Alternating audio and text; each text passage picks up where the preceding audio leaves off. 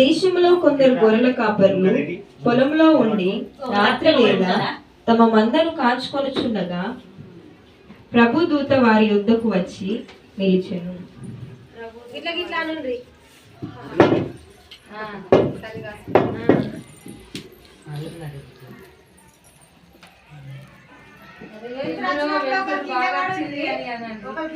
ప్రభు మహిమ వారి చుట్టూ ప్రకాశించినందున వారు మిక్కిలి భయపడిరి.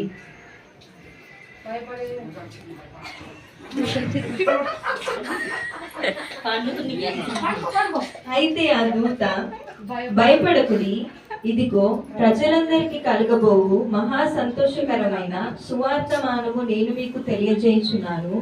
దావీదు పట్టణమందు నేడు రక్షకుడు మీ కొరకు పుట్టి ఉన్నాడు. ఈయన ప్రభు అయిన క్రీస్తు. దానికిదే మీ కానవాళ్ళు. ఒక శిశువు పొత్తిగుడలతో చుట్టబడి ఒక తొట్టిలో పడుకొని ఉండటం మీరు చూచెదరని వారితో చెప్పారు.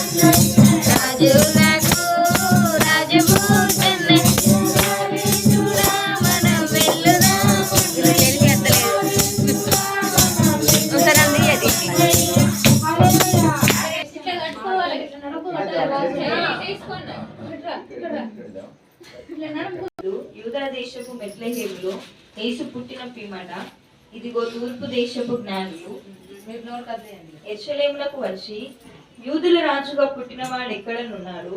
తూర్పు దిక్కున మేము ఆయన నక్షత్రం చూచి ఆయనను పూజింపవచ్చిమని చెప్పిరి.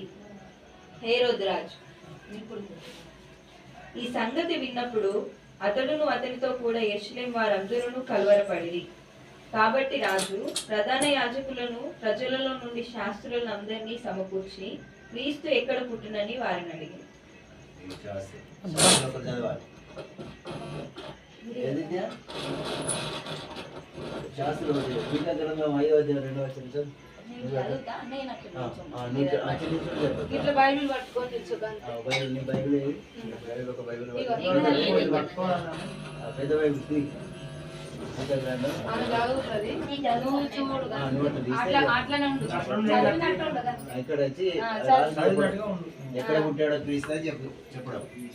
అందుకు వారు యూదాయ బెత్లెహేములోనే ఏవే అనగా, యూదా దేశపు బెత్లెహేమా, నీవు యూదా ప్రధానులలో ఎంత మాత్రములో అల్పమైన దానవు కావు.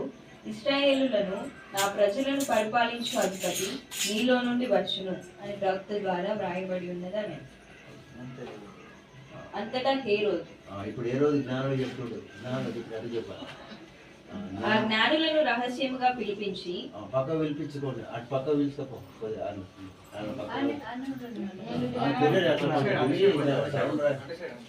తిరిగి మరొకసారి అడిగి మాట్లాడాలి. చెప్పు పక్కకు ఏమని చెప్పు. ఆ నక్షత్రం కనబడిన కాలము వారి చేత పరిష్కారంగా తెలుసుకొని మీరు వెళ్ళి ఆ శిశువుల విషయమై జాగ్రత్తగా విచారించి తెలుసుకొనగానే నేను వచ్చి ఆయనను పూజించినట్లు నాకు వర్తమానము తెండని చెప్పి వారిని బెత్లెహేమునకు పంపెను.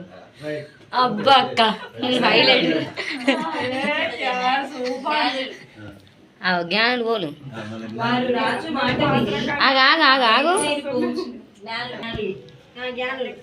వారు రాజు మాట విని బయలుదేరిపోవచ్చుండగా ఇదిగో తూర్పు దేశపున వారు చూచిన నక్షత్రము ఆ శిశువు ఉండిన చోటికి మీదుగా వచ్చి నిలిచి వరకు వారికి ముందుగా నడిచెను. వారు ఆ నక్షత్రమును చూచి అత్యానంద భరితులై ఇంటిలోనికి వచ్చి తల్లి అయిన మరియను ఆ శిశువును చూచి సాగిలపడి ఆయనను పూజించి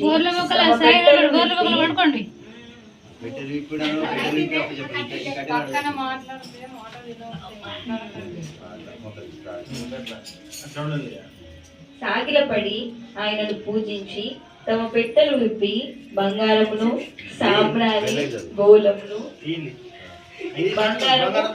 సాంబ్రాణి బోలమును కానుకలుగా సమర్పించి తూర్పు దిక్కు చుక్క బుట్టె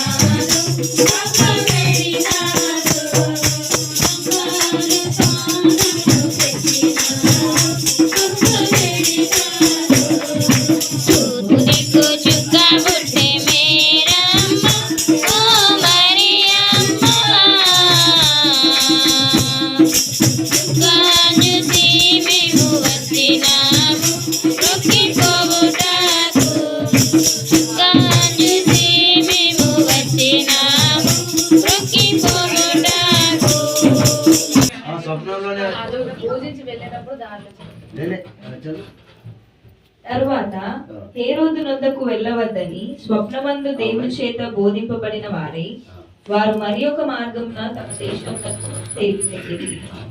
వేరే మార్గంలో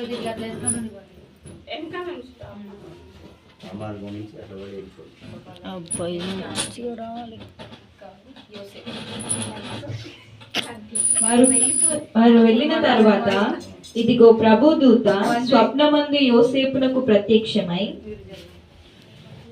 హేరోదు ఆ శిశువును సంహరింపవలెనని ఆయనను వెతుకబోచున్నాడు గనుక నీవు లేచి ఆ శిశువును ఆయన తల్లిని వెంటబెట్టుకొని ఐగుప్తునకు పారిపోయి నేను నీతో తెలియచెప్పు వరకు అక్కడనే ఉండమని అతనితో చెప్పాను. యోసేపు రాత్రివేళ లేచి శిశువును తల్లిని తోడుకొని ఐగుప్తునకు వెళ్ళి ఐగుప్తులో నుండి ఆ కుమారుని పిలిచి మాట నెరవేర్చారు. ఈ విధముగా థ్యాంక్ యూ.